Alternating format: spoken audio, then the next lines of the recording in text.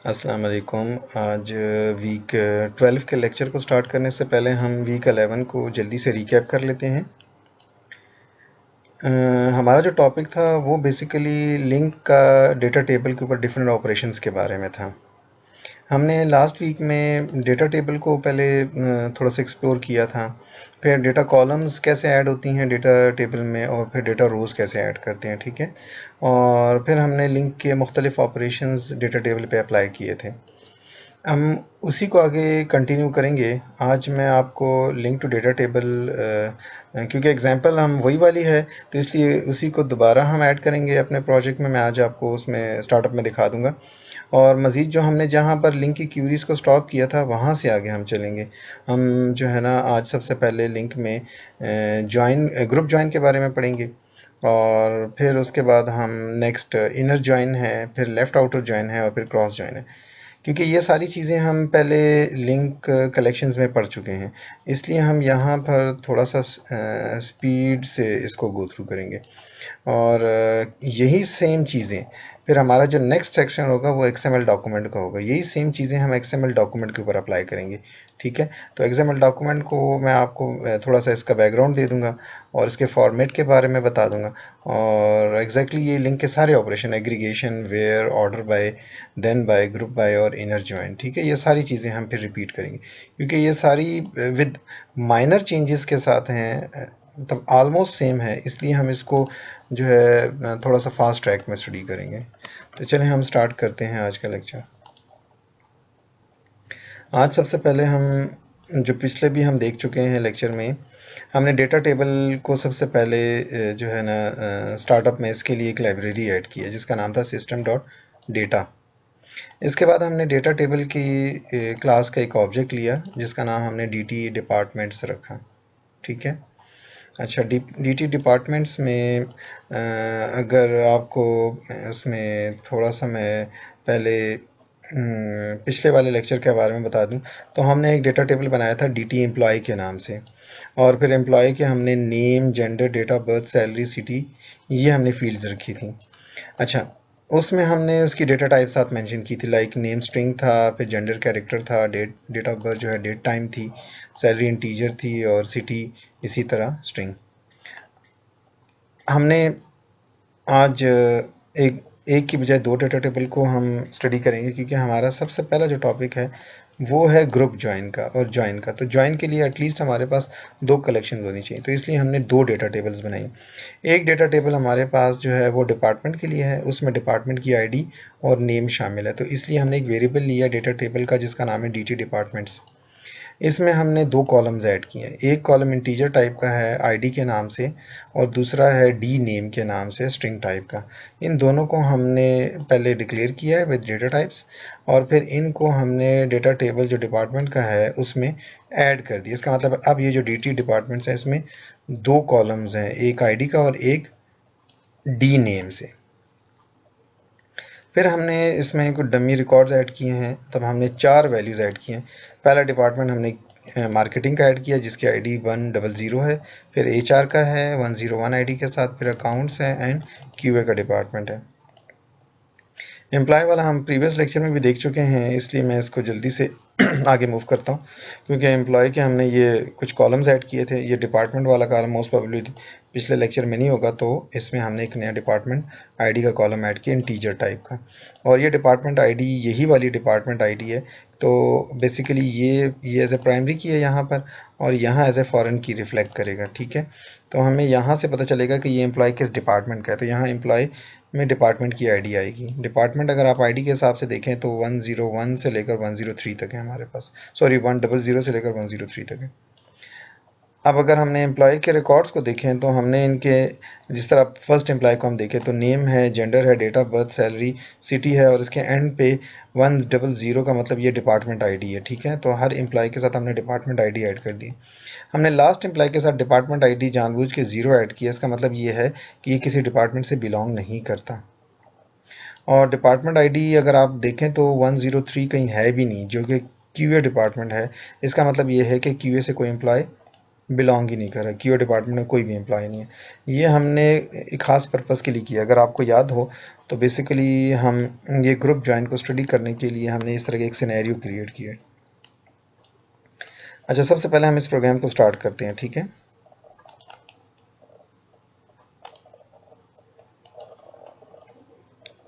अच्छा, अब पहले हमारी क्यूरी है ग्रुप ज्वाइन के बारे में। ग्रुप ज्वाइन को अब दोबारा मैं एक्सप्लेन नहीं करूँगा, लेकिन अगर आपको याद हो तो ये बेसिकली आउटर ज्वाइन का काम करता है, ठीक है। यहाँ मैंने इस कमेंट्स में लिंक भी दिया है। तो डेटा टेबल को अगर आप लिंक कंपेटेबल बनाते हैं तो सबसे पहले डेटा टेबल का जो भी नाम है, लाइक अब हम बेसिकली ग्रुप जॉइन अप्लाई कर रहे हैं डिपार्टमेंट और एम्प्लॉयज़ के डेटा टेबल के ऊपर। तो पहले मैंने डेटा टेबल डिपार्टमेंट को एज ए नंबरेबल किया, फिर ग्रुप बाय अप्लाई किया, और फिर डेटा टेबल एम्प्लॉय को एज ए नंबरेबल किया। तो दोनों को मैंने ग्रुप जॉइन अप्लाई किया, और ग्रुप जॉइन को मैंने ये बता दिया कि डिपार्टमेंट के अंदर से आईडी वाली फील्ड के ऊपर और एम्प्लॉय वाले जो हमारे पास डेटा टेबल है उसमें DEPT आईडी के ऊपर, मतलब ये दो हमारे कॉलम थे जिसमें हमने ज्वाइन किया है। और ज्वाइन करने के बाद फिर हमने डिपार्टमेंट और EMPs, अगर आपको ग्रुप ज्वाइन का जो है ना, मैं यहाँ पर दोबारा रिकैप कर दूँ तो यहाँ ये दो वेरिएबल्स बनते हैं। ये पहला वेरिएबल बेसिकली डिपार्टमेंट से बिलोंग करता है, ठीक है, यही DPT है। और जो दूसरा है EMP, ये बेसिकली एम्प्लॉय, इस डिपार्टमेंट के अगेंस्ट जितने भी एम्प्लॉयज़ आएंगे उनकी यहाँ पर एक लिस्ट बननी शुरू हो जाएगी। लेट्स सपोज अगर मैं एम्प्लॉयज़ में देखूँ तो बहुत सारे एम्प्लॉयज़ होंगे, HR से, अकाउंट से, ठीक है। तो डिपार्टमेंट के अगेंस्ट मल्टीपल एम्प्लॉय आ सकते हैं। तो ये जो सेकंड वेरिएबल यहाँ बन रहा है, ये सिंपल एक एम्प्लॉय नहीं है, बल्कि ये कलेक्शन ऑफ एम्प्लॉयज़ है अगेंस्ट दिस स्पेसिफिक डिपार्टमेंट, ठीक है। ग्रुप ज्वाइन असल में काम यही करता है, ये ग्रुप ज्वाइन के केस में होता है। अच्छा, हमने यहाँ से एक एनोनिमस टाइप इन दोनों से जनरेट की है। अब हम एनोनिमस टाइप में क्या कर रहे हैं, डिपार्टमेंट का नेम उठा रहे हैं, डिपार्टमेंट की पूरी डिटेल नहीं उठा रहे, लाइक डिपार्टमेंट की आईडी और वो नहीं चाहिए हमें, सिर्फ नाम चाहिए। और दूसरा, हम उस डिपार्टमेंट के अगेंस्ट कितने एम्प्लॉयज़ हैं वो एक और जो है ना वेरिएबल में हम ले रहे हैं एम्प्लॉयज़ के नाम से। तो बेसिकली हमारे पास ग्रुप ज्वाइन से एक एनोनिमस टाइप जनरेट हो रही है जिसमें डिपार्टमेंट का नेम और उसके अगेंस्ट जितने एम्प्लॉयज़ हैं वो एम्प्लॉय के डेटा टेबल से आई नंबरेबल उस एम्प्लॉयज़ टाइप की रोज़ आ जाएंगी, ठीक है। तो अगर आप इसमें माउस लेके जाएं तो ये आई नंबरेबल डेटा रो टाइप है, ये पहले हम डिस्कस कर चुके हैं। अब हम ये जो क्यूरी वन जनरेट हुई है इसको प्रिंट करते हैं। अगर हम इसको प्रिंट करते हैं तो हमारे पास बेसिकली ये जो न्यू है इसमें DPT नेम है और एम्प्लॉयज़ हैं। तो हम सबसे पहले जो क्यूरी वन को, हम जो ग्रुप ज्वाइन से हमें रिजल्ट मिला है क्यूरी वन का, उसमें एक वेरिएबल G ले लेते हैं, ठीक है। इसमें एनोनिमस टाइप के ये दो कॉलम्स हैं। अच्छा, सबसे पहले हम DPT नेम मीन्स के डिपार्टमेंट का नेम प्रिंट करते हैं, और उस डिपार्टमेंट के अगेंस्ट कितने एम्प्लॉयज़ हैं हम उन एम्प्लॉयज़ को एक और फॉर लूप से प्रिंट करते हैं, मतलब ये नेस्टेड फॉर है, ठीक है। तो आउटर बेसिकली डिपार्टमेंट से हमें ग्रुप करके दे रहा है, ये जो DPT नेम है ये डिपार्टमेंट से ग्रुप हो गया, और उस डिपार्टमेंट के अगेंस्ट कितने एम्प्लॉयज़ हैं वो हम क्या कर रहे हैं, इस नेस्टेड फॉर लूप से प्रिंट कर रहे हैं। तो इसको हम यहाँ तक पहले रन करते हैं और देखते हैं, डेटा भी देख लेते हैं और उसके अगेंस्ट फिर हम आउटपुट भी। हमारे पास डिपार्टमेंट्स ये हैं,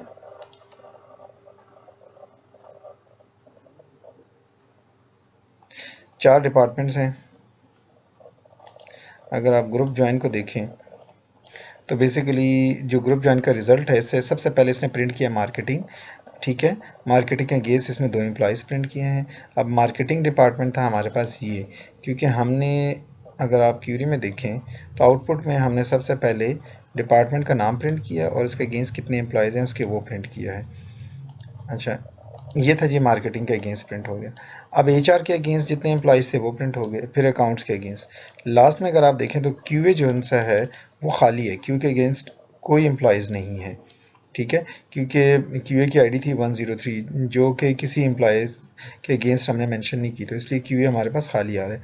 तो ग्रुप ज्वाइन बेसिकली आपका लेफ्ट आउटर ज्वाइन वाला काम कर रहा है।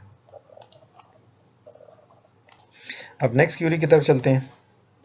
नेक्स्ट क्यूरी में हमारा था जी इनर ज्वाइन की तरफ। अच्छा, इनर ज्वाइन सिंपल हम ज्वाइन से करते हैं, एग्जैक्टली वही है, DT departments as a numberable join DT employees, जैसे ग्रुप ज्वाइन में हमने किया था बिल्कुल इसी तरह हमने सिर्फ ज्वाइन में किया है। अब यहाँ पर एक वेरिएबल डी ले रहे हैं जो डिपार्टमेंट से बिलोंग करते हैं, वही डिपार्टमेंट की फील्ड आईडी से हमने जो है ज्वाइन किया और एम्प्लॉय के अंदर DEPT आईडी के साथ हमने ज्वाइन किया। यहाँ पर ये जो दो वेरिएबल्स हमें मिल रहे हैं दोनों अब सिंगुलर है, मतलब ये डी एक डिपार्टमेंट को रिप्रेजेंट करे, ई एक एम्प्लॉय को रिप्रेजेंट करे। ग्रुप ज्वाइन के केस में यहाँ पर हमारे पास बेसिकली आया नंबरेबल मीन्स कि एक लिस्ट ऑफ एम्प्लॉयज़ आ रहे थे, लेकिन सिंपल ज्वाइन के अंदर बेसिकली ये एक एम्प्लॉय एक डिपार्टमेंट के साथ आपको यहाँ मिलेगा। तो हमने क्या किया कि अब हमने इन दोनों में से, दोनों मतलब डेटा रोज़ में से हमने एक डिपार्टमेंट का नेम उठाया और पूरे एम्प्लॉय का ऑब्जेक्ट उठा लिया। वहाँ हमें एम्प्लॉयज़ मिल रहे थे, यहाँ पर सिर्फ एक एम्प्लॉय का ऑब्जेक्ट एक डिपार्टमेंट के। बेशक ये डिपार्टमेंट रिपीट हो रहा है लेकिन मिलेगा हमें एक। तो ये हमारी इनर जॉइन की क्यूरी है। ये क्यूरी 2 अगर हम प्रिंट करें तो ये डिपार्टमेंट का name along with employee name print होगा। अब ये जो हमने यहाँ पर किया है g.employee.fields, ये जो फील्ड्स है ये मैंने एक एक्सटेंशन मेथड अपना बनाया है। वैसे तो अगर आप डेटा रो को, पहले मैं यहाँ तक रन करता हूँ फिर आपको बताता हूँ। ये तो पहली क्यूरी का रिजल्ट है। सेकंड क्यूरी का रिजल्ट ये आ रहा है कि पहले डिपार्टमेंट का नाम प्रिंट हो रहा है मार्केटिंग, ठीक है, ये डिपार्टमेंट का नेम हम प्रिंट करें और इसके अगेंस्ट फिर एम्प्लॉय की सारी फील्ड्स प्रिंट हो रहे हैं। तो अगर आप वैसे प्रिंट करेंगे तो ये XML के फॉर्म में डेटा टेबल है, तो ये रोज़ डेटा रो की शक्ल में आ जाएगा जो कि रीडेबल नहीं है। तो इसके लिए मैंने एक फील्ड्स के नाम से एक एक्सटेंशन मेथड बनाया है जो कि डेटा रो की क्लास के साथ अटैच कर दिए। एक्सटेंशन मेथड का मैं बताता हूँ क्या चीज़ है। ये फिर जो है यहाँ जब आपको इसको कॉल करते हैं तो ये उस एम्प्लॉय की सारे कॉलम्स की वैल्यूज़ को प्रिंट करेगा। लाइक अगर आप यहाँ देखें तो उसमें कॉलम में नेम है, जेंडर है, डेट ऑफ बर्थ है और उसके बाद सैलरी है और सिटी है और डिपार्टमेंट आईडी है। तो ये बेसिकली हमें वो सारी वैल्यूज़ मिल रही हैं। क्योंकि ये इनर जॉइन है तो इसमें QA डिपार्टमेंट नहीं आएगा क्योंकि QA डिपार्टमेंट के अगेंस्ट कोई वैल्यू नहीं थी। इसी तरह वो एम्प्लॉय नहीं आएगा जिसका डिपार्टमेंट आईडी 0 थी। लाइक अगर हम वापस जाते हैं और हम देखते हैं ज़हीर ज़हीर को अगर आप देखें तो ये डिपार्टमेंट किसी डिपार्टमेंट से बिलोंग नहीं करता था। इसका मतलब है कि इसमें ज़हीर आपको कहीं भी नहीं मिलना चाहिए क्योंकि ये इनर जॉइन है।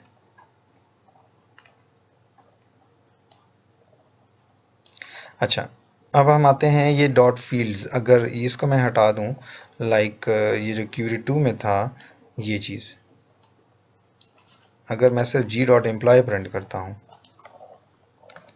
तो बेसिकली ये देखें मार्केटिंग के आगे लिखा हुआ है system.data रो, मतलब ये जिस टाइप का ऑब्जेक्ट है वो डेटा टाइप प्रिंट हो रही है विद क्वालिफाइंग नेम मीन्स के system.data रो। हमें ये नहीं चाहिए, तो हमें इस console.write लाइन को समझाना पड़ता है कि ये इसको प्रिंट करना कैसे है।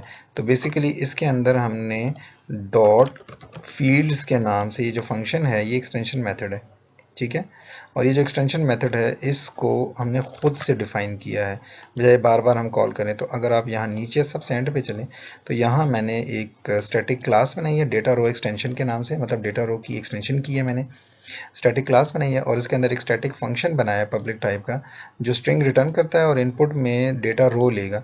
दिस के साथ इसलिए लिया है कि वो डेटा रो डॉट करके जब हम इस फंक्शन को कॉल करेंगे तो वो दिस के साथ वो जो एम्प्लॉय का ऑब्जेक्ट है वो पास होगा। इसका मतलब ये है कि इसके अंदर जब हम वहाँ पर ऊपर लिखते हैं ना g.employee,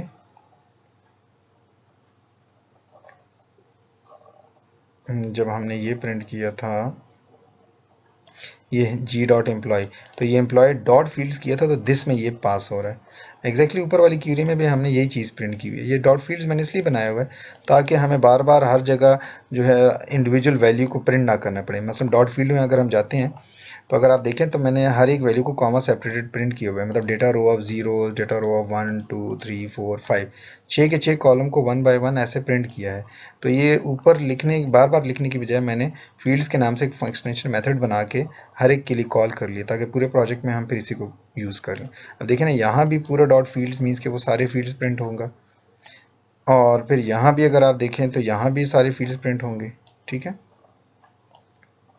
तो एक तो ये एक्सटेंशन मेथड हमें हेल्पफुल रहेगा। अच्छा, नेक्स्ट हमारा है जो थर्ड क्यूरी है वो है जी लेफ्ट आउटर ज्वाइन। अभी हमने सिंपल ज्वाइन के बारे में देखा ना, अब हम लेफ्ट आउटर ज्वाइन की तरफ चलते हैं, ठीक है। लेफ्ट आउटर जॉइन जो पहले भी हम ये कर चुके हैं, इसलिए मैं इसको डिटेल में दोबारा डिस्कस नहीं करूँगा, क्योंकि ये एज़ इट इज़ वही चीज़ है, सिर्फ ये डेटा टेबल के लिए हम दोबारा रिपीट करें। तो हमने एम्प्लॉयज़ और डिपार्टमेंट, इन दोनों पर हमने basically left outer join apply करना है। तो अगर हमने लेफ़्ट आउटर जॉइन अप्लाई करना है तो हम डेटा टेबल एम्प्लॉय और डेटा टेबल डिपार्टमेंट दोनों का ग्रुप जॉइन लेंगे। ग्रुप जॉइन में एग्जैक्टली वही होगा, एम्प्लॉय की DEPT आईडी पे और डिपार्टमेंट की आईडी के कॉलम पे हम ये ज्वाइन करेंगे। ज्वाइन करने के बाद हमें जो दो वेरिएबल मिलेंगे, ई ये एम्प्लॉय से बिलोंग करेगा, एक रो को रिप्रेजेंट कर रहा होगा, और ये जो डी है, अगेन ग्रुप जॉइन में आपको याद हो तो ये मैंने कहा था कि ये कलेक्शन होती है, तो इस एम्प्लॉय के अगेंस्ट ये डिपार्टमेंट्स होंगे। इस केस में हमारे पास, हमें पता है कि एक ही डिपार्टमेंट है, लेकिन वो एक भी हमारे पास एक एरे की शक्ल में मिलेगा, आई एनमरेबल की फॉर्म में, क्योंकि हमने सिनेरियो ऐसे भी बनाया हुआ है कि एक एम्प्लॉय है जो किसी भी डिपार्टमेंट से बिलोंग नहीं करता, तो इसका मतलब है कि इस डी के अंदर एम्प्टी भी आ सकता है, ठीक है। और नॉर्मली तो एक एम्प्लॉय के अगेंस्ट एक डिपार्टमेंट है, तो इस डी में एक डिपार्टमेंट आएगा, लेकिन वो सिंगल रो की शक्ल में नहीं होगा, बल्कि एरे ऑफ रोज की शक्ल में होगा। तो अगर आप देखें तो ये आई एनमरेबल ऑफ डेटा रो की शक्ल में, सिंपल डेटा रो नहीं है, जिस तरह ये सिंपल डेटा रो है। ग्रुप जॉइन हमेशा करता है, यही बिहेवियर है। अच्छा, इसमें से हमने ई को एज एम्प्लॉय पूरा ऑब्जेक्ट ले लिया और उस एम्प्लॉय के अगेंस्ट डिपार्टमेंट्स ले लिए, ठीक है। वैसे हमारे पास एक एम्प्लॉय के अगेंस्ट एक या 0 डिपार्टमेंट्स है, मतलब एक एम्प्लॉय ऐसे भी हो सकता है जिस किसी डिपार्टमेंट से बिलोंग ही ना करता हो। अब क्योंकि ये हम लेफ्ट आउटर जॉइन अप्लाई कर रहे हैं, तो हमने ग्रुप जॉइन को क्लोज करने के बाद डॉट सेलेक्ट मैनी की है, और ये हम डिटेल में पढ़ चुके थे पहले, लेकिन यहाँ भी चले मैं इसको रिकैप कर रहा हूँ। अब डॉट सेलेक्ट मैनी क्या करेगा, सेलेक्ट मैनी में हम एक और वेरिएबल लेंगे v। ये जो v है ये इन दोनों की बेसिकली रिप्रेजेंटर है।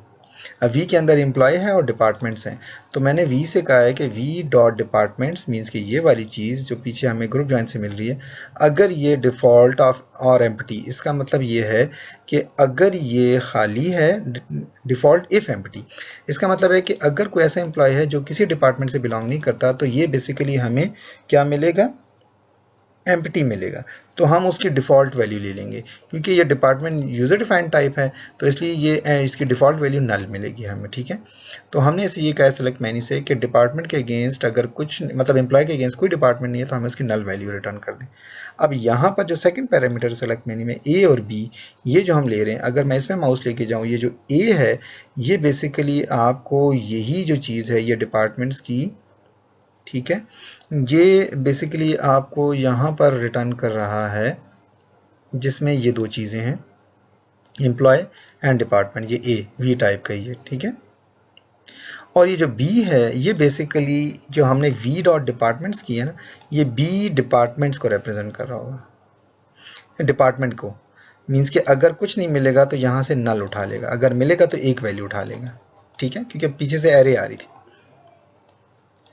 अब यहाँ जब हमने ए को कहा है तो ए असल में इन दोनों को रिप्रेजेंट कर रहा है, तो मैंने कहा ए डॉट एम्प्लॉय मीन्स के ए के अंदर से एम्प्लॉय और उसका नेम रिटर्न कर दो, और ए के एम्प्लॉय का डेट ऑफ बर्थ भी दे दो।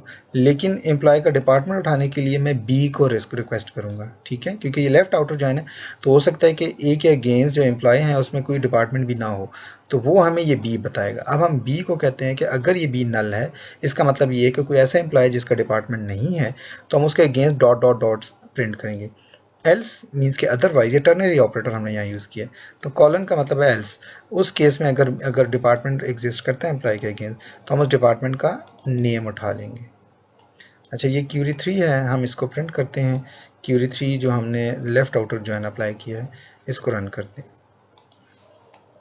ये फर्स्ट है, सेकंड है, और क्यूरी 3 पे जो हमारे पास लेफ्ट आउटर जॉइन आ रहा था, इसमें नेम आ रहा है डिपार्टमेंट का, सॉरी एम्प्लॉय का, उसका डेट ऑफ बर्थ और उसके डिपार्टमेंट आ रहा है। अगर आप चलते जाते हैं और लास्ट एम्प्लॉय को देखें, तो लास्ट एम्प्लॉय की डिपार्टमेंट नहीं है, लेकिन स्टिल वो एम्प्लॉय आ रहा है, क्योंकि हमने एम्प्लॉय को लेफ्ट साइड पर रखा है और ये लेफ्ट आउटर जॉइन है। लेकिन कीवर्ड डिपार्टमेंट नहीं आ रहा है, क्योंकि ये फुल आउटर नहीं है, ठीक है। ये हमारे पास 1.3 था।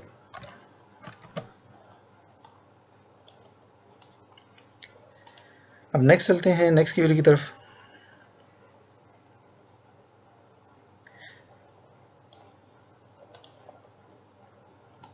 अच्छा, बेसिकली अगर आपको याद हो तो हमने एक क्रॉस जॉइन भी देखा था। क्रॉस जॉइन को मैं यहाँ पर आप लोगों के लिए छोड़ रहा हूँ, इसको मैं एज ए एक्सरसाइज वर्क दूंगा, क्योंकि एग्जैक्टली अगर आप अभी तक हम इसको गो थ्रू करें तो जितने भी पहले भी मैं आपको बता चुका हूँ कि डेटा टेबल और जो हमारे पास सिंपल एरेज या कलेक्शंस थी उनमें और डेटा टेबल में फ़र्क क्या था। एक तो डेटा टेबल को एज एनमरेबल करना पड़ता है, दूसरा डेटा टेबल को जब हम किसी फील्ड को या किसी वेरिएबल को एक्सेस करते हैं तो डॉट फील्ड के साथ करते हैं, वे डेटा टाइप मेंशन करते हैं इसकी, जो कि सिंपल जो हमारी यूज़र डिफाइंड टाइप क्लासेस थी उसमें नहीं था। ये दो फ़र्क हैं। बाकी ज्वाइन के या लिंक के जितने भी ऑपरेशन है वो सारे एज इट इज़ हैं, सेम है, 100% सेम है। इसलिए मैं उस सारे को दोबारा रिवाइज नहीं करा। तो ये जो क्रॉस ज्वाइन है ये मैं आप लोगों के लिए एज ए एक्सरसाइज वर्क छोड़ रहा हूँ। अच्छा, आज की हमारी ये जो क्यूरीज हैं यहाँ तक तो हमने क्यूरी 3 को देख लिया। अब नेक्स्ट हमारा एक और टॉपिक है, उसकी तरफ हम चलते हैं।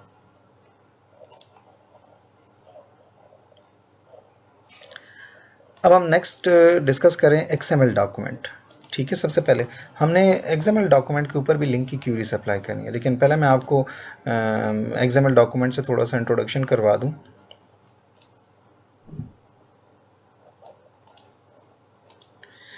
अच्छा, हमने अपने यहाँ पर अपने प्रोजेक्ट के अंदर एक आप देखें तो मैंने एक फ़ाइल ऐड की है, XML फाइल employees.xml के नाम से। ये अगर आप ऐड करना चाहें अपने प्रोजेक्ट में भी तो आप प्रोजेक्ट पर राइट क्लिक करें, ऐड करें न्यू आइटम, और न्यू आइटम में जब आप डेटा में जाते हैं तो यहाँ पर आपको XML फाइल मिलेगी। यहाँ पर XML फाइल का नाम दे दें और ऐड कर दें।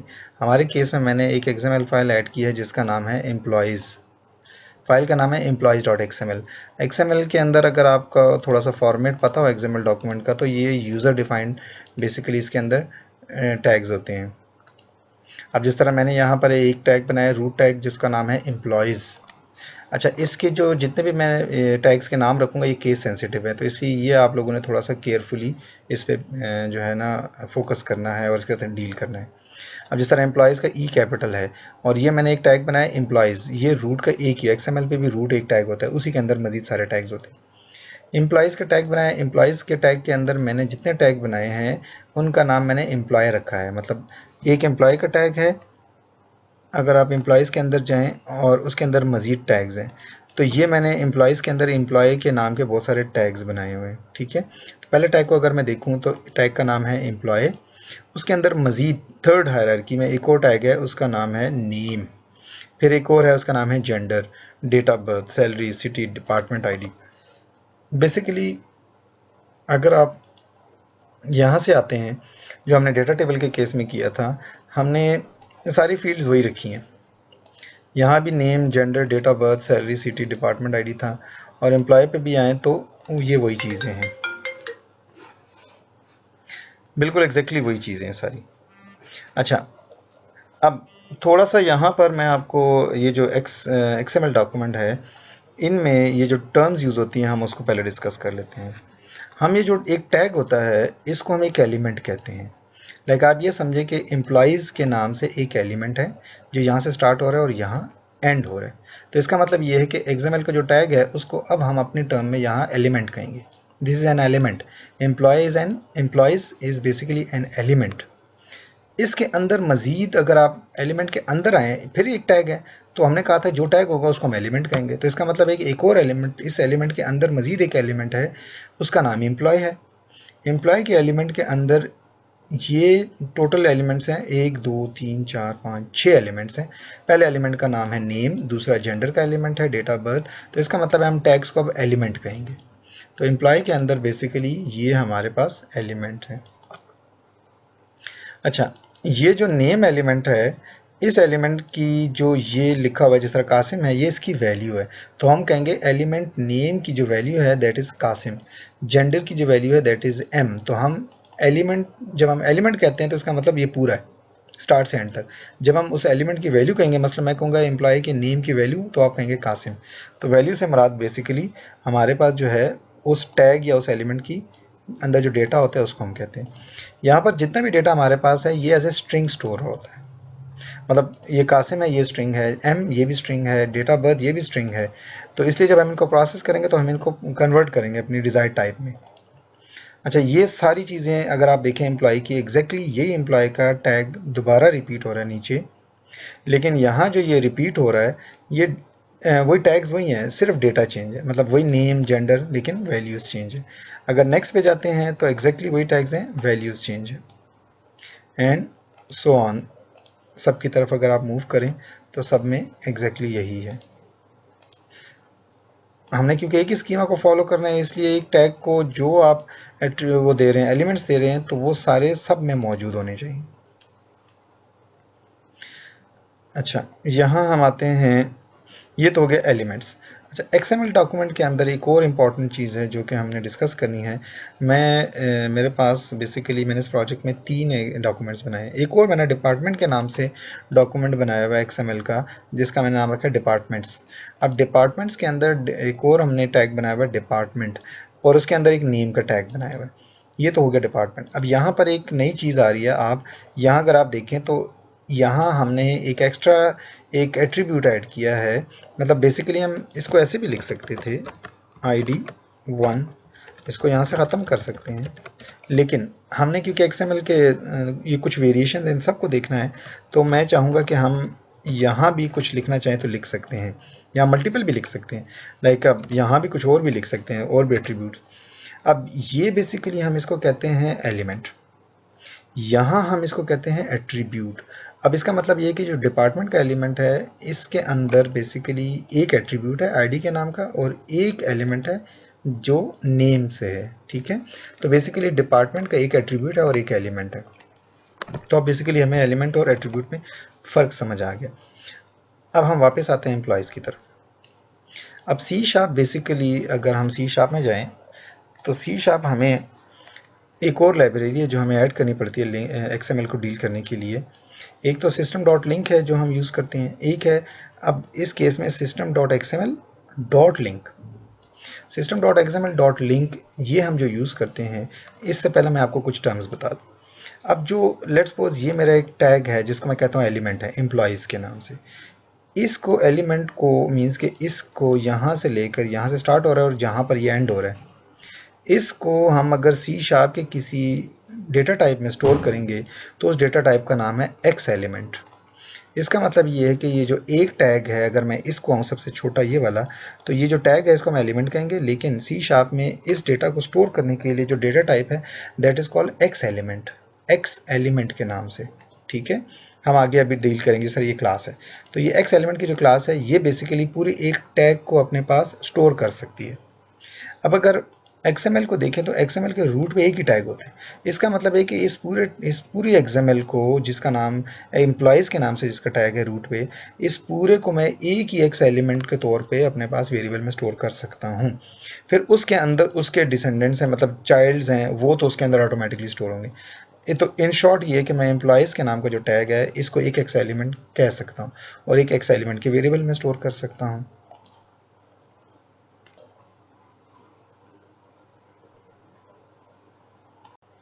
अब हम आते हैं अपने प्रोग्राम की तरफ। यहाँ पर हम दो चीज़ें सबसे पहले ना लिंक को स्टार्ट करने से पहले डिस्कस करते हैं। पहली चीज़, हम XML डॉक्यूमेंट को लोड कैसे करते हैं। हमारे पास एक क्लास है जिसका नाम है X एलिमेंट। हम X एलिमेंट की क्लास का जो इस क्लास का जो हम स्टार्ट करेंगे, इसका कोई ऑब्जेक्ट बनाने की हमें ज़रूरत नहीं है डॉक्यूमेंट लोड करने के लिए। हम X एलिमेंट की क्लास को कहेंगे कि इसका एक फंक्शन है स्टैटिक जिसका नाम है लोड। तो हम X एलिमेंट की क्लास से कहेंगे डॉट लोड, और ये जो लोड का फंक्शन है बेसिकली यहाँ पर ये आपसे उस XML फाइल के बारे में इंफॉर्मेशन लेते हैं कि जी किस फाइल को मैंने लोड करना है। अब अगर आप इस लोड के फंक्शन को देखें तो मैंने इसको XML की फाइल का नाम सिर्फ बताया है जिसका नाम है employees.xml। ये नहीं बताया कि ये employees.xml की फाइल कहाँ पड़ी हुई है। अब वैसी बात है, पूरे कंप्यूटर में कहाँ पड़ी है, किस ड्राइव पे, किस फोल्डर में है। तो ये जो लोड का फंक्शन है, अगर आप इसको कंप्लीट पाथ दे दें, लाइक मैं कहूँ कि जी D:/ABC कोई फोल्डर है उसके अंदर ये पड़ी हुई है, तो फिर तो मुझे पता है इस फोल्डर पे है। दूसरा, मेरे पास C# जो मुझे ऑप्शन देता है, क्योंकि मैंने अपने प्रोजेक्ट के अंदर ही ये एम्प्लॉयज़ की XML की फ़ाइल बनाई है, ये स्टूडेंट्स की XML की या डिपार्टमेंट की XML की, तो मुझे अगर इसका पाथ ना भी देना पड़े तो मैं कहूँगा ये XML उसी जगह पड़ी है जहाँ से ये एक्जी मेरी रन हो रही है। मतलब मेरा प्रोग्राम जो रन हो रहा है उसी फोल्डर के अंदर ये XML फाइल भी पड़ी है, मतलब सेम हायरार्की पे, सेम लेवल पे, सेम फोल्डर में है। तो फिर मुझे उसका पाथ बताने की ज़रूरत नहीं है, सिर्फ फाइल का नाम और वो उस करंट डायरेक्टरी से उठा लेगी, इसको कहते हैं करंट डायरेक्टरी। अब एम्प्लॉयज़ को तो मैंने करंट डायरेक्टरी में रखा हुआ है, लाइक अगर मैं यहाँ से राइट क्लिक करूँ अपने प्रोजेक्ट की फाइल के ऊपर और फोल्डर ओपन करूँ, तो मैं इसमें बिन में चला जाता हूँ, बिन में डिबग में, तो डिबग में देखें जहाँ ये मेरी एक्जी है, इस एक्जी के साथ एम्प्लॉयज़.xml की फ़ाइल पड़ी हुई है, एक फ़ाइल पड़ी है, लेकिन वो जो डिपार्टमेंट्स है वो नहीं पड़ी हुई। मैं अपने प्रोजेक्ट के अंदर बेसिकली 3 XML यूज़ कर रहा हूँ, स्टूडेंट्स है, एम्प्लॉयज़ है, डिपार्टमेंट्स हैं। अब ये 3 XML में से एक है, बाकी नहीं है। वो क्यों? मैं अपने प्रोजेक्ट को चलो बिल्ड कर लेता हूँ, हो सकता है कि हम सोच रहे हैं कि बिल्ड नहीं किया इसलिए, तो बिल्ड करने के बाद भी देखें तो ये नहीं आई। अब पहली वाली क्यों आ रही है? ये सेकंड और थर्ड मैंने जानबूझ के आप लोगों के लिए, ताकि मैं यहीं आपको बता सकूँ कि कैसे करना है इसको। अब सबसे पहले तो आपने फाइल का पाथ नहीं दिया, इसका मतलब ये है कि मैं एक्जी से कह रहा हूँ कि जहाँ से एक्जी रन हो रही है वहीं पर ये फाइल पड़ी है। तो अब हम उसको समझाएंगे कैसे? अगर हमने इसको समझाना है तो सबसे पहले तो मैं अगर अपने प्रोजेक्ट में जाऊँ तो ये जो मेरी XML की फाइल्स हैं, जिस तरह ये एम्प्लॉयज़ है, मैं इसके ऊपर अगर राइट क्लिक करता हूँ, इसकी प्रॉपर्टीज़ में जाता हूँ, तो इसकी एक प्रॉपर्टी है, अगर आप देखें तो इसका है copy to output directory. Employees वाली केस में देखें ये सेट हुआ है कॉपी इफ़ न्यूअर, ठीक है, यहाँ से ये सेलेक्टेड है। अच्छा, मैं जाता हूँ वापस डिपार्टमेंट्स पे, इसकी प्रॉपर्टीज़ में, अगर आप इसमें देखें तो डू नॉट कॉपी लिखा हुआ है, by default do not copy होता है। इसको आप पहले चेंज करेंगे, XML ऐड करने के बाद आप इसको कहेंगे कॉपी इफ़ न्यूअर। इसका फ़ायदा ये होगा, एक तो ये XML आपकी उसी बिन के फोल्डर में कॉपी पेस्ट हो जाएगी, और जब भी आप इस XML में यहाँ चेंज करेंगे ऑटोमेटिकली यही न्यू कॉपी जो है वो वहाँ पर ओवरराइट हो जाया करेगी।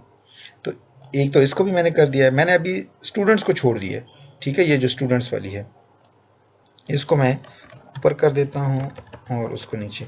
इस प्रोग्राम को हम रन करते हैं। अच्छा देखें, इसने रन करने के बाद पहली लाइन पे एरर नहीं दिया, दूसरे पे एरर नहीं दिया, तीसरे पे दिए। क्यों? क्योंकि तीसरी वाली फाइल कहता है जी कि मुझे मिली ही नहीं है। यहाँ ये उसी देखें डिबग के फोल्डर में ढूंढ रहे, नहीं मिल रही। क्यों? अब ये भी इसी तरह मुझे इंक्लूड करनी पड़ेगी पहले इसको भी अपने प्रोजेक्ट में, ताकि आउटपुट डायरेक्टरी में ये चली जाए। तो मैं यहाँ पर ये जो स्टूडेंट्स हैं इसको भी चला जाता हूँ यहाँ से प्रॉपर्टीज़ में, और इसको भी कह देता हूँ कि जी कॉपी इफ़ न्यूअर। अब अगर मैं अपने प्रोजेक्ट को रन करूंगा तो मेरी XML फाइल लोड हो जाएगी। अच्छा, XML फाइल लोड करने के बाद हम कर क्या रहे हैं?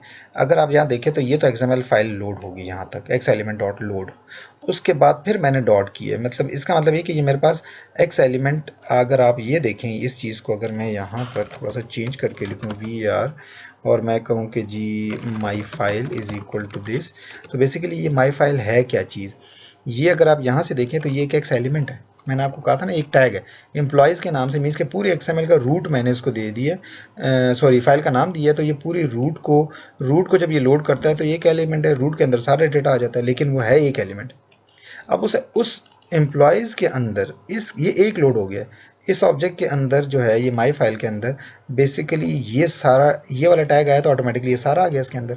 अब मुझे तो ये एम्प्लॉयज़ चाहिए, ये एम्प्लॉय ये सारे वेरिएबल चाहिए, और ये अब रिपीट हो रहे हैं एम्प्लॉय, तो ये एक किस्म की एरे है एम्प्लॉय की। अगर आप देखें तो ये मेरे पास एरे है, तो मैं इसको कैसे लोड करूँगा? उसे मैं कहूँगा माई फाइल, जो भी मैंने फाइल रीड की है, और इसको कहूँगा डॉट एलिमेंट्स, एक है डॉट एलिमेंट, इसमें दो हैं, एक एलिमेंट और एक एलिमेंट्स, तो आप प्लूरल यूज़ करेंगे डॉट एलिमेंट्स, और उसको उस टैग का नाम देंगे। मेरे केस में टैग का नाम है एम्प्लॉय, ये वाला।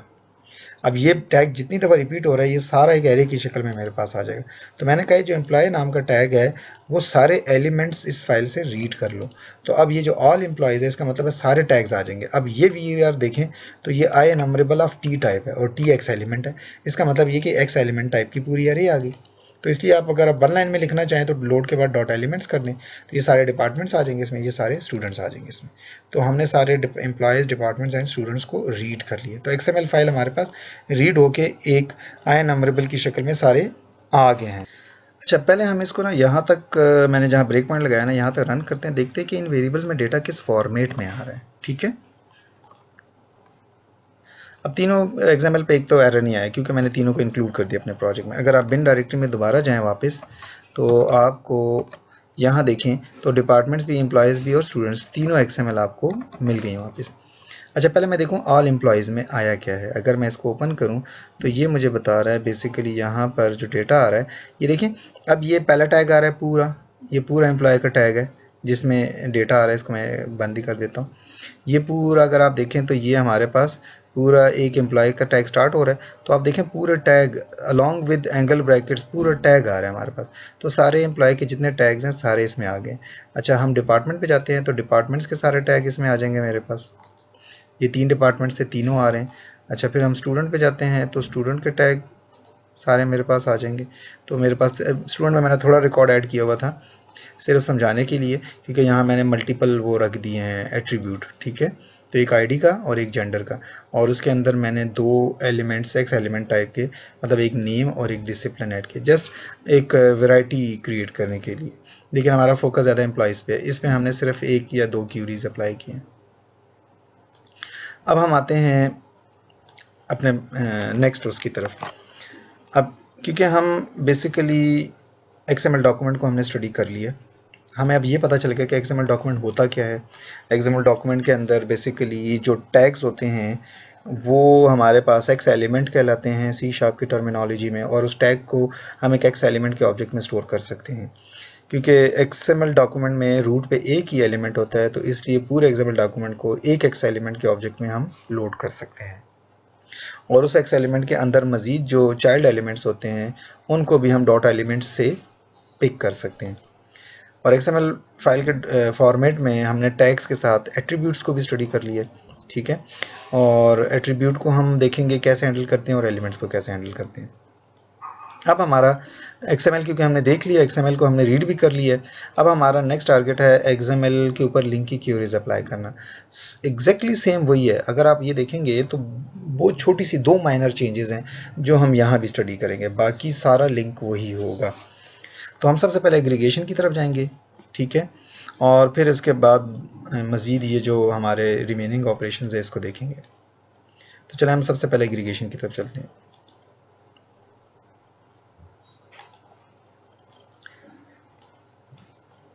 एग्रीगेशन में अगर आप यहाँ देखें, जिस तरह ऑल एम्प्लॉयज़ है, जितने भी मेरे पास एम्प्लॉयज़ है, अगर उनको मैंने काउंट करना हो, अगर मैंने उसको काउंट करना हो तो मैं लिखूँगा ऑल एम्प्लॉयज़ डॉट काउंट।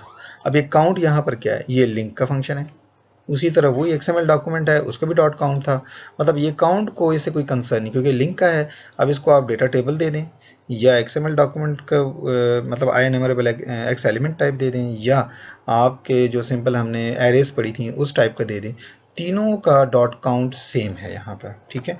तो यहाँ पर जब हम एम्प्लॉय का काउंट निकालना चाहे, एग्रीगेट का पहला फंक्शन है, तो ये हमें काउंट रिटर्न कर देगा। फिर उसके बाद हमारे पास है जिस तरह अगर हमने मैक्स सैलरी निकालनी है, ठीक है, जो एग्रीगेट का मैक्स का फंक्शन है, तो यहाँ पर हम कहेंगे ऑल एम्प्लॉयज़। अब यहाँ पर क्योंकि एक्स एलिमेंट टाइप की है तो इसलिए ये जो ई होगा मैक्स के अंदर जो वेरिएबल बन रहा है, ये अब ना डेटा रो है ना कोई एम्प्लॉय की क्लास टाइप है, बल्कि ये जो ई है ये एक्स एलिमेंट है। इसका मतलब ये है कि ये एक एम्प्लॉय को रिप्रेजेंट करे। अगर आप इसको देखें तो ई असल में इस एक पूरे टैग को रिप्रेजेंट कर रहा है एम्प्लॉय के, जिसमें मज़ीद ये सारी चीज़ें हैं। तो अब हम ये जो ई है इसको ज़हन में रखें तो ये पूरा एक टैग है ये वाला, और जिसको हम एक्स एलिमेंट कहते हैं। So this E is basically of x element type. अगर मैं इस पर माउस लेके जाऊँ तो ये मुझे यहाँ भी बता रहा है कि बेसिकली इसकी जो टाइप है वो एक्स एलिमेंट टाइप, लाइक ये देखें ये एक्स एलिमेंट है। अच्छा, अब मैं मैक्स सैलरी निकालना चाह रहा हूँ, तो ये एम्प्लॉय के टैग के अंदर ही एक टैग है सैलरी का। तो अब मैंने इसको कहा है कि जी ई, अच्छा ये पार्स वाला तो चलो बाद में देखते हैं, ये मैं आपको बताता हूँ कि ये मैंने किया क्या है। अगर आप यहाँ से देखें तो मैंने ई को कहा है जो एक्स एलिमेंट है, उसको मैंने कहा है कि आपके पास एक एलिमेंट है, मतलब ई का मतलब है ये वाला एम्प्लॉय ये। अब ई ये सारा है, जब मैं ई डॉट करता हूँ तो ई डॉट मैंने इस पे आना है ये, तो ये क्योंकि एलिमेंट है तो इसलिए मैं कहूँगा ई डॉट एलिमेंट। और एलिमेंट कौन सा वाला, क्योंकि ई के अंदर तो ये भी एलिमेंट है, ये भी है, ये भी है, ये भी है, ये भी है, सारे हैं। तो मुझे जो एलिमेंट चाहिए उस एलिमेंट के टैग का नाम बताऊंगा। मुझे सैलरी चाहिए तो मैं यहाँ कहूँगा ई डॉट एलिमेंट सैलरी। अब जब अगर मैं यहाँ पर लिखता हूँ ई डॉट एलिमेंट सैलरी और आगे कुछ नहीं लिखता, तो इसका मतलब ये है ई डॉट एलिमेंट सैलरी का मतलब ये पूरा सैलरी वाला टैग, इसका मतलब है ये पूरा ये। लेकिन मुझे ये तो नहीं चाहिए, मुझे तो सिर्फ इसकी वैल्यू से कंसर्न है 45,000 इस केस में। तो मैं लिखूंगा यहाँ पर डॉट वैल्यू। इसलिए अगर आपको शुरू में याद हो मैंने बताया था कि हमें उस टैग की वैल्यू चाहिए तो फिर हम डॉट वैल्यू करेंगे। तो हम अब लिखेंगे ई डॉट एलिमेंट, एलिमेंट का नाम जिससे हमारा इंटरेस्ट है, और फिर डॉट वैल्यू ताकि उसकी वो वैल्यू आ जाए। तो हमें इस केस में ये 45,000 मिलेगा। अब क्योंकि XML में ये मुझे एज ए स्ट्रिंग मिलेगा, अगर आप इसमें माउस लेके जाइए स्ट्रिंग रिटर्न करें, लेकिन मुझे तो ये इंटीजर टाइप चाहिए क्योंकि मुझे पता है कि मैंने एज इंटीजर है। तो इसलिए मैंने इसको int डॉट पार्स किया था। मीन्स कि हमने इसको अपनी रिक्वायर्ड डेटा टाइप के हिसाब से ट्रांसलेट किया था। ठीक है, ये डेटा रो में भी अगर आपको याद हो, डेटा टेबल के अंदर जो डेटा रो थी उसमें भी एज ए ऑब्जेक्ट था, उसमें भी डॉट फील्ड वाले को हम बताते थे। अगर आपको ये याद हो तो वहाँ भी हम एग्जैक्टली ये चीज़ बताते थे उसे। इसमें यहाँ भी हम इसको बताते थे कि भाई आईडी वाली फील्ड एज इंटीजर मुझे चाहिए। ठीक है, तो एग्जैक्टली यहाँ भी वही सिनेरियो है, हमें सारा स्ट्रिंग मिल रहा होगा बाय डिफ़ॉल्ट, लेकिन हमें अपनी डिज़ायर्ड या रिक्वायर्ड टाइप के हिसाब से उसको डील करना पड़ेगा। तो मैंने इसको कहा है कि मुझे जो एलिमेंट सैलरी है सारे एम्प्लॉय के टैग्स के अंदर से, उसमें से सबसे बड़ी वैल्यू निकाल के दिखाओ और उसको इंटीजर में कन्वर्ट करो ताकि मैक्स सही तरीके से कंपेयर कर सके। इसी तरह मैंने मिन को भी यही चीज़ कही, मुझे सैलरी की सबसे कम मिनिमम वैल्यू चाहिए। फिर मैंने कहा मुझे एवरेज चाहिए सैलरी का। अच्छा, नेक्स्ट हमने कहा है सम। सम को मैंने कहा तो वही है, सैलरी डॉट वैल्यू का है, लेकिन यहाँ कन्वर्जन के एक और तरीके भी है। हमारे पास सी शार्प की कन्वर्ट की क्लास भी है, उसके अंदर डॉट करके आपको जो डेटा टाइप चाहिए डॉट टू करके आप इसको कन्वर्ट कर सकते हैं। ये ज़्यादा मतलब मैं इसको ज़्यादा यूज़ करता हूँ क्योंकि ये जो डॉट टू इंट 32 है ये किसी भी टाइप को इंटीजर में कन्वर्ट करेगी, लेकिन जो इंट डॉट पार्स है ये हमेशा स्ट्रिंग इनपुट लेती है और फिर इसको इंटीजर में कन्वर्ट करती है। मसलन अगर ये तो अभी ऑलरेडी स्ट्रिंग है इसलिए हमारे पास ऊपर इंट डॉट पार्स काम करता है। अगर ये कोई ऑब्जेक्ट टाइप होता और मतलब आपके पास कोई बॉक्स टू होता ऑब्जेक्ट में, उसको फिर पहले आप स्ट्रिंग में कन्वर्ट करते फिर पार्स करते। इसके लिए ज़रूरी नहीं है, ये जो 232 है इसकी 18 ओवरलोडेड वर्जन है और ये इसमें बूल हो या जो भी हो ये सबको डील कर सकता है, ये ज़्यादा फ्लेक्सिबल है इसलिए। अच्छा, यहाँ तक हमारे पास आ जाएगा टोटल काउंट एम्प्लॉय के, उसमें फिर मैक्सिमम सैलरी क्या है उसमें एलिमेंट्स में से, मिनिमम सैलरी क्या है, एवरेज क्या है और सम क्या है। ठीक है, इसको हम रन करके चेक कर लेते हैं। तो ये हमारे पास जो XML डॉक्यूमेंट है उस टोटल हमारे पास 10 एलिमेंट्स हैं, उसमें मतलब 10 एम्प्लॉयज़ हैं। सबसे हाईएस्ट सैलरी 85 है, सबसे मिनिमम सैलरी 18 है, एवरेज 41,400 है और जो सम है सैलरीज का वो ये बन रहा है। तो अगर हम देख भी लें यहाँ से तो हम इसको अगर एक नज़र देख लें तो इसने 85,000 ये वाली सैलरी उठा ली है, सबसे हाईएस्ट ये थी। अब हम नेक्स्ट थोड़ा सा मूव करते हैं और आगे चलते हैं। हमारे नेक्स्ट जो इसके बाद था एग्रीगेशन को तो हमने देख लिया, अब हम आते हैं वेयर की तरफ। ठीक है, कि XML के अंदर ना वेब XML डॉक्यूमेंट के ऊपर हम लिंक के थ्रू वेयर कैसे अप्लाई कर सकते हैं।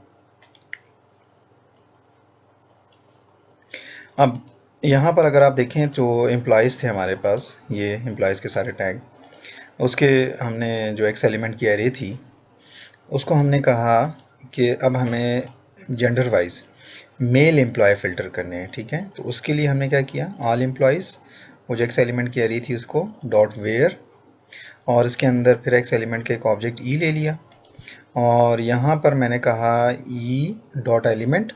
अब ई के अंदर जो XML ये जो एक्स एलिमेंट है दिस इज़ ई के अंदर अब हमने कहा डॉट एलिमेंट जेंडर, तो डॉट एलिमेंट जेंडर और आगे डॉट वैल्यू, इसका मतलब इसकी वैल्यू उठाएं क्योंकि ये स्ट्रिंग देगा हमें। तो हमें क्योंकि पता है कि जेंडर हमारे पास कैरेक्टर है तो हमने इसको कैरेक्टर में पार्स किया और फिर इसको एम कैरेक्टर के साथ कंपेयर किया। इसका मतलब है कि जो जेंडर है उसको हमने कैरेक्टर में कन्वर्ट करके फिर एम के साथ कंपेयर किया है। अब ये जो क्यूरी वन है यहाँ पर हमें क्यूरी वन सारे मेल एम्प्लॉयज़ के एक्स एलिमेंट्स की एक एरे रिटर्न करेगा। तो अब अगर क्यूरी वन को हम देखें इसकी टाइप क्या है, तो क्यूरी वन बेसिकली ये आई एनमरेबल टाइप है और आई एनमरेबल ऑफ टी टाइप, मतलब जेनेरिक टाइप है टी। और वो जो टी है नीचे अगर आप टूल टिप में देखें तो बता रहा है कि T is basically x element, और एक्स एलिमेंट हमें पता है जो XML डॉट लिंक के अंदर जो है वहाँ से आ रहा है। ठीक है, तो अब अगर यहाँ पर हम देखें तो ये जो EMP है ये पूरा एक्स एलिमेंट है जो प्रिंट हो रहा है। अच्छा, पहले मैं इसको ये जो डॉट फील्ड्स है इसको मैं डिस्कस नहीं करता, पहले मैं इसको सिर्फ रन करता हूँ। ठीक है, अच्छा, ये तो एग्रीगेशन का रिजल्ट आ रहा था जो हम देख रहे थे कि जो मिन मैक्स और एवरेज सम थे।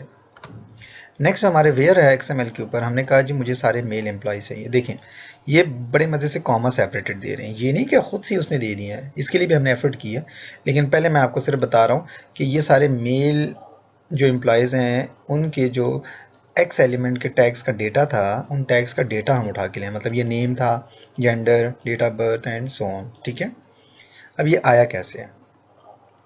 अगर मैं इसको, ये जो डॉट फील्ड है इसको मैं थोड़ी देर के लिए कमेंट कर देता हूँ और मैं लिखता हूँ console right line EMP। EMP यहाँ क्या है, ये इसका मतलब ये है कि ये बेसिकली क्यूरी वन जो है सारे वो टैग्स क्यूरी वन में आ रहे हैं जिनका जेंडर M है। तो इसका मतलब ये है कि ये जो जब हम क्यूरी वन के ऊपर लूप करते हैं तो जो हमें एक टैग होगा वो EMP में मिलेगा। मसलन जब पहले लूप होगा तो सबसे पहले लेट्स सपोज ये जेंडर मेल है तो हमें ये पूरा टैग मिलेगा जिसमें निसार के सारा डेटा है।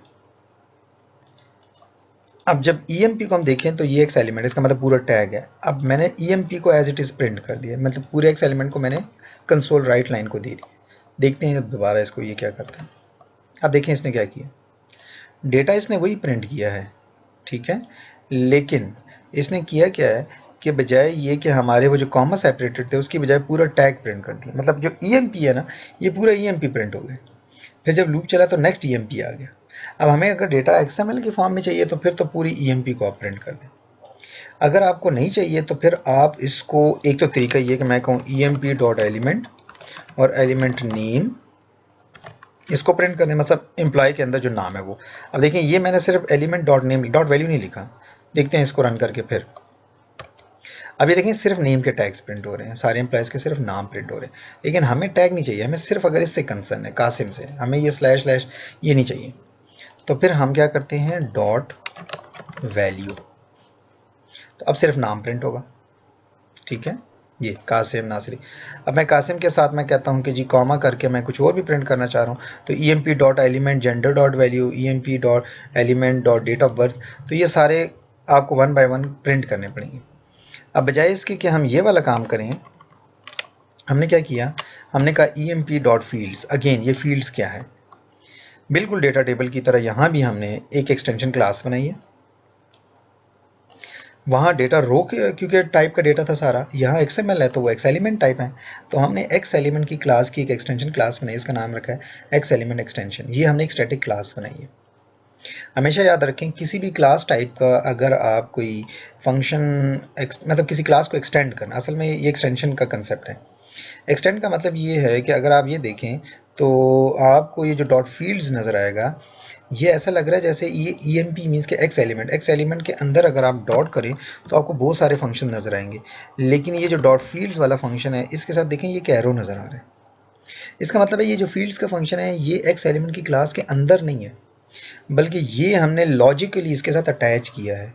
इसको कहते हैं एक्सटेंशन मेथड। ठीक है, अब एक्सटेंशन मेथड बनाने का तरीका क्या है, आप फंक्शन से पहले, क्योंकि ये प्योर ऑब्जेक्ट ओरिएंटेड लैंग्वेज है, तो हम पहले क्लास बनाएंगे और उसको स्टैटिक करेंगे। क्लास का नाम जो मर्जी रख दें, फिर उस क्लास के अंदर एक स्टैटिक फंक्शन बनाएंगे। फंक्शन का नाम जो मर्जी रखें आप, लेकिन उसके अंदर आप जो है, अच्छा तो मैं ये कह रहा था कि बेसिकली हमने एक स्टैटिक फंक्शन बनाना है। फंक्शन का नाम आप जो मर्जी रखें, हमने नाम रख दिया डॉट फील्ड्स, डॉट प्रिंट, या जो भी आपका दिल करते रखें। लेकिन इंपॉर्टेंट क्या है, ये किसके लिए बना रहे हैं असल में ये फंक्शन, ये हम बना रहे हैं एक्स एलिमेंट को प्रिंट करने के लिए। तो हमने इसको एक्स एलिमेंट का जो ऑब्जेक्ट है वो एज ए पैरामीटर पास करना है। जिस तरह भी देखें मैंने एक्स एलिमेंट टाइप का एक ET ऑब्जेक्ट पास किया और इसके साथ आपने दिस का कीवर्ड लिखना है, ये इंपॉर्टेंट है। ठीक है, अब ये जो फंक्शन है ये इस क्लास के लिए एक्सटेंशन मेथड बन गया। देखें इसके अंदर हमने प्रिंट क्या किया है, हमने इसकी रिटर्न टाइप स्ट्रिंग रखी है, प्रिंट हमने एक स्ट्रिंग को कॉन्कैट किया असल में। अब देखें ये जो ET है डॉट एलिमेंट नेम की वैल्यू, ET जेंडर की वैल्यू, ET ये जो सारे जितने भी एलिमेंट्स हैं उन सब को कॉमा सेपरेटेड करके हमने एक स्ट्रिंग में बना के रिटर्न कर दिया। अब डॉट फील्ड्स में जो भी इस फंक्शन को कॉल करेगा वो ऑब्जेक्ट खुद इसमें आएगा और उस ऑब्जेक्ट की सारी वैल्यूज़ को हम एक स्ट्रिंग में कन्वर्ट करके वापस भेज देंगे। अब हम जाते हैं वापस ऊपर। अगर आप इसको कंपेयर करें, ये चीज़ हमने जो पिछले वाले उसमें प्रोजेक्ट में किया था उसमें अगर आप देखें तो उसमें यही काम था, हमने यही ओवरलोड किया था फील्ड्स, लेकिन उसमें डेटा रो को किया था। तो इसलिए दिस में डेटा रो आ रहा था। ठीक है, तो ये इसमें और इसमें फ़र्क है। अब हम आते हैं जो हमारी पहली क्यूरी थी, emp डॉट फील्ड्स। तो अब ये डॉट फील्ड्स जो है बेसिकली ओवरलोडेड एक्सटेंडेड मेथड है, मतलब एक्सटेंशन मेथड है जो हमने अपना डिफाइन किया हुआ है, और ये इस emp इसके पास जाएगा, वहाँ पर रिसीव होगा इसके अंदर, ठीक है, वो दिस के साथ, और इसकी सारी वैल्यूज़ को स्ट्रिंग के साथ कॉमा सेपरेटेड वैल्यूज़ में कन्वर्ट कर देगा। सिर्फ डॉट वैल्यूज़ को कर रहा है। तो इसलिए अगर मैं इसको रन करूं तो अब आपको जो नज़र आएंगे वो प्रॉपरली फॉर्मेट के साथ नज़र आएंगे। ठीक है जी। तो हमने इसमें दो चीज़ें देखी हैं। नंबर वन, हमने इसमें देखा ये है, अगर आप वापस आएँ, एक तो हमने एक्सटेंशन मेथड को भी देख लिया, ठीक है, और दूसरा ये कि जो एक्स एलिमेंट है उनके मेंबर्स को अगर वन बाय वन हम प्रिंट करना चाहें तो वो भी कर सकते हैं। अब इसको मैं यहाँ से हटा देता हूँ और हम नेक्स्ट क्यूरी को भी जाते हैं। नेक्स्ट क्यूरी मैंने स्टूडेंट्स वाली XML पे लगाई है। पहले मैं स्टूडेंट की XML को देख लेता हूँ एक दफ़ा। स्टूडेंट की XML के अंदर अगर आप देखें तो एक रूट पे स्टूडेंट्स के नाम से टैग है, फिर उसके अंदर एक स्टूडेंट का टैग है, स्टूडेंट, और उसके अंदर मैंने दो एट्रीब्यूट ऐड किए हैं, ID और जेंडर। ठीक है, इनको डबल कोट्स में लिखना पड़ता है, तो इसलिए मैंने डबल कोट्स में 100 लिख दिया और जेंडर भी M, लेकिन ये कैरेक्टर टाइप बाद में हम इसको कन्वर्ट करेंगे, और ये स्ट्रिंग नेम और डिसिप्लिन। अब ये मैंने यहाँ 3 स्टूडेंट्स बनाए हैं सेम टाइप के, स्टूडेंट स्टूडेंट स्टूडेंट, ठीक है, और इन तीनों को बेसिकली हमने क्या किया है, एक XML एक्स एलिमेंट स्टूडेंट्स में इनक्लोज कर दिए। अब हम वापस आते हैं। अब जब मैं ऑल स्टूडेंट्स कहूँगा तो इसका मतलब है वो 3 स्टूडेंट के जो टैग्स हैं तीनों एक्स एलिमेंट्स। हम बेसिकली कह रहे हैं कि मुझे मेल स्टूडेंट चाहिए, तो मेल अगर आप देखें टोटल 3 है, उसमें से एक फीमेल है 2 मेल है, तो इसका मतलब है 2 स्टूडेंट ये रिटर्न हो जाएंगे। लेकिन अब यहाँ पर देखें मैं जेंडर के ऊपर वेयर अप्लाई कर रहा हूँ। अब जेंडर मेरा बेसिकली एलिमेंट नहीं है, जेंडर मेरा एट्रीब्यूट है।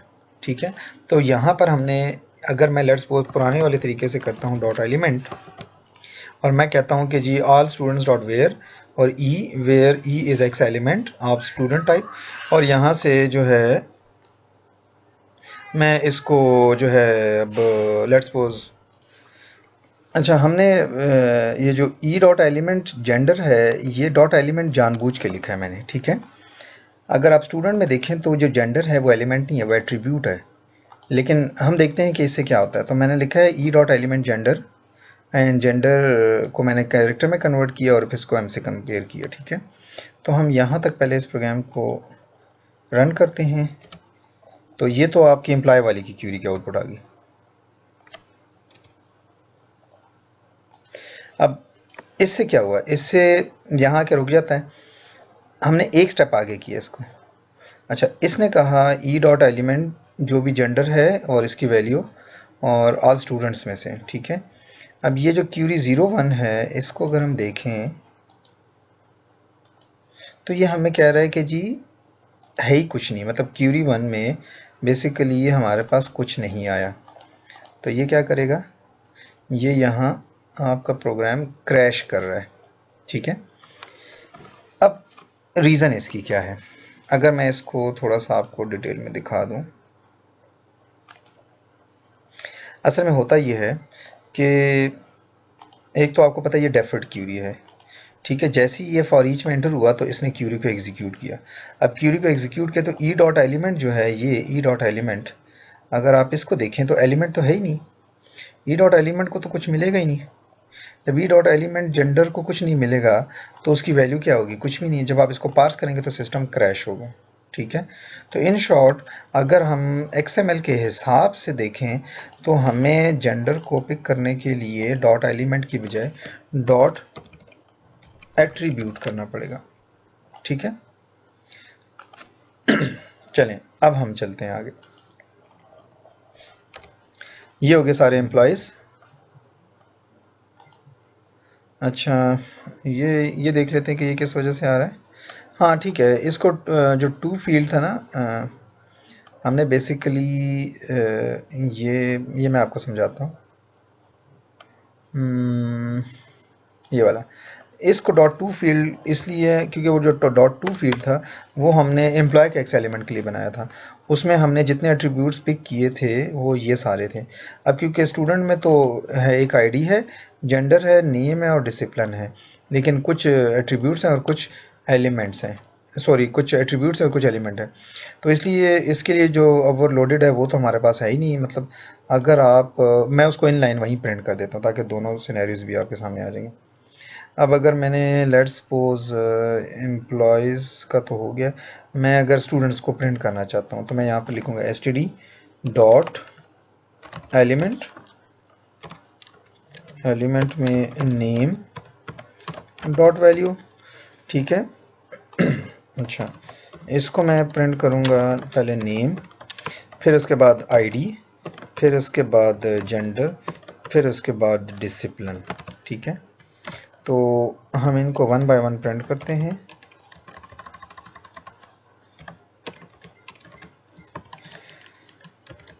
अच्छा, आईडी के लिए अगर आप देखें एक्सएमएल में जाके तो आईडी हमारी एट्रीब्यूट है, तो अब मैं यहाँ पर लिखूँगा डॉट एट्रीब्यूट।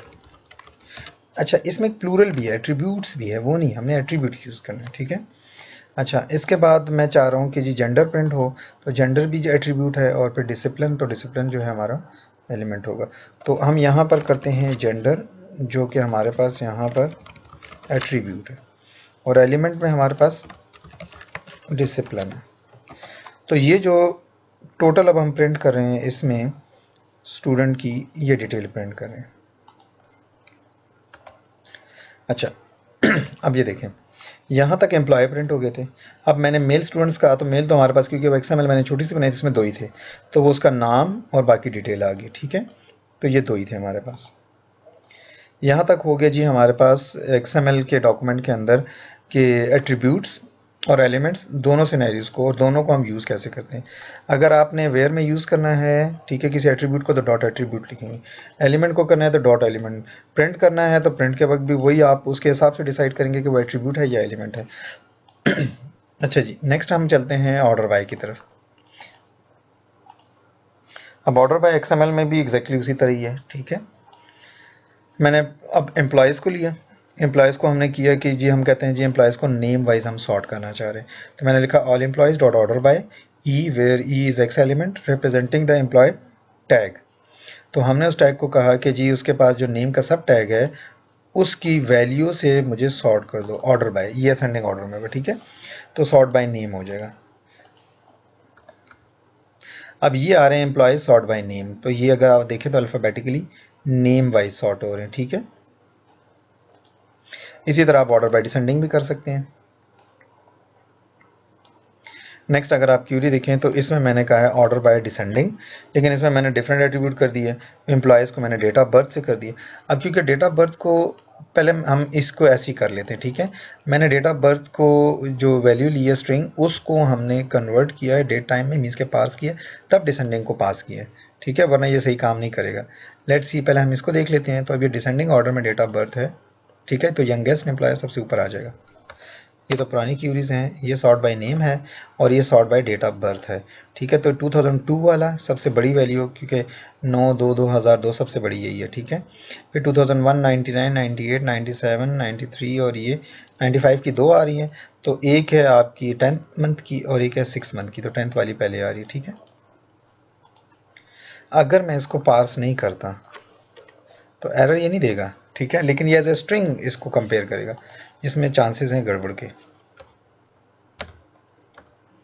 अब ये देखें, जब एज ए स्ट्रिंग होगा तो ये 25 सबसे बड़ा है 17 इनमें से, तो उसने पूरे डेट को नहीं देखा, वो तो पहले कैरेक्टर को कंपेयर कर रहा है, तो वो 2 की वजह से ये सबसे पहले आ गया, जिसमें ये गड़बड़ होगी। अब ये देखें 98 पहले आ रहा है, 2001 और 2 ये मिक्स हो गए, मतलब हमारा रिजल्ट सही नहीं आया।